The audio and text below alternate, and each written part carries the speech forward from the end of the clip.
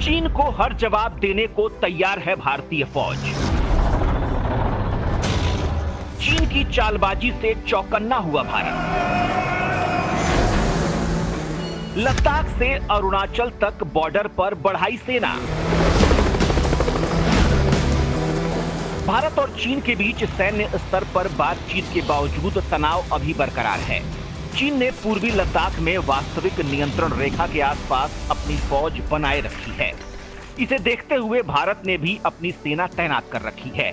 चीनी फौज लद्दाख से लेकर अरुणाचल प्रदेश तक डटी हुई है, लिहाजा भारत ने भी इसके जवाब में बड़ी संख्या में अपनी सेना तैनात की है। सीमा विवाद को देखते हुए भारत ने इस इलाके में रिजर्व फौज भी भेजी है।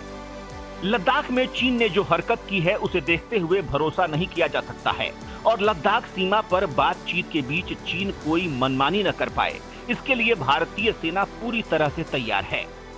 सीमा विवाद को सुलझाने के लिए अधिकारियों की बैठकों का दौर जारी है, लेकिन इस बीच भारत चीन पर आंख मूंद कर भरोसा नहीं करने वाला है। उनकी मंशा क्या है इसका भी कोई पता नहीं है। इन सभी स्थितियों को देखते हुए लद्दाख क्षेत्र में अतिरिक्त फौज लगाई गई है। आर्मी यूनिट और एयरफोर्स 3 सेक्टर्स में पूरी तरह तैयार है।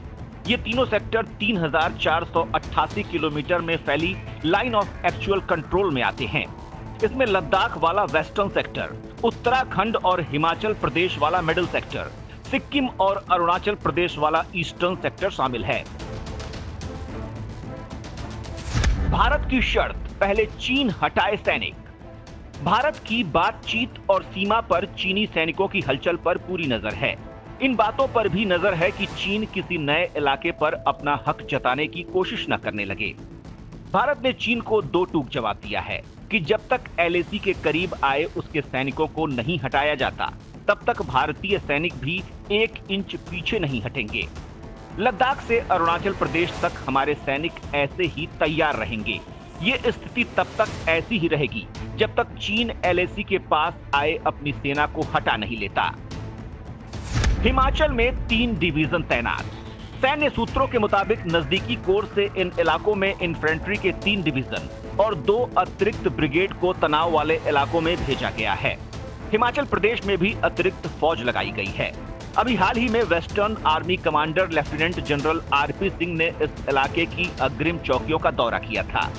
सूत्रों के मुताबिक उन्होंने दौरे में हालात का जायजा लिया और आगे किसी भी स्थिति से निपटने के लिए फौज को तैयार रहने का निर्देश दिया। यही हाल उत्तराखंड के सीमाई इलाकों का है, जहां गढ़वाल और कुमाऊं सेक्टर में फौज की सक्रियता बढ़ा दी गई है। उत्तराखंड में वायुसेना तैयार।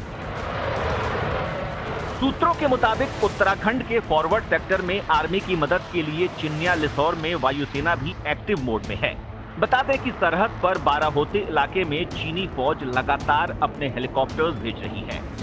इससे रह रहकर दोनों पक्षों के बीच तनाव बढ़ता जा रहा है। गढ़वाल सेक्टर में स्थित भारत की अंतिम चौकी से 30 किलोमीटर आगे चीन ने अपना बड़ा सैन्य ठिकाना बना लिया है।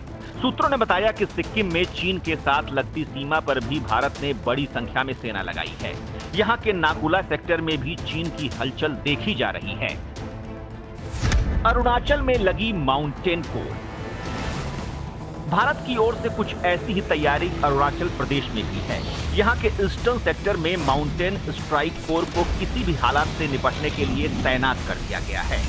सूत्रों ने बताया कि अरुणाचल के उस ओर चीन बिना किसी वजह फौज की संख्या बढ़ा रहा है, इसलिए बिना कोई मौका गंवाए भारत भी फौजी गतिविधि में कमी नहीं छोड़ना चाहता।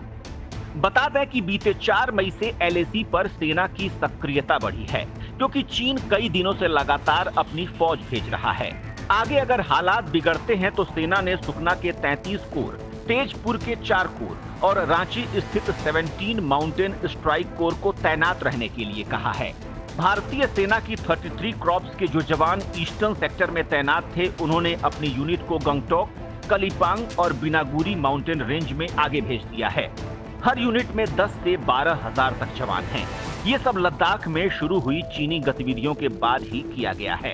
वहां चीन ने पैंगोंग सो झील और ग्वालन घाटी क्षेत्र में सैन्य गतिविधियां तेज की थीं।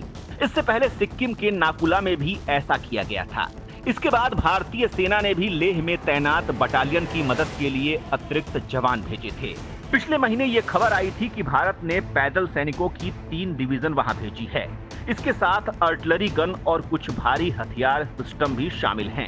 लेकिन इसके बाद चीन के तेवर थोड़े ढीले पड़ गए और बातचीत का दौर जारी है, जिसका जल्द समाधान निकल सकता है।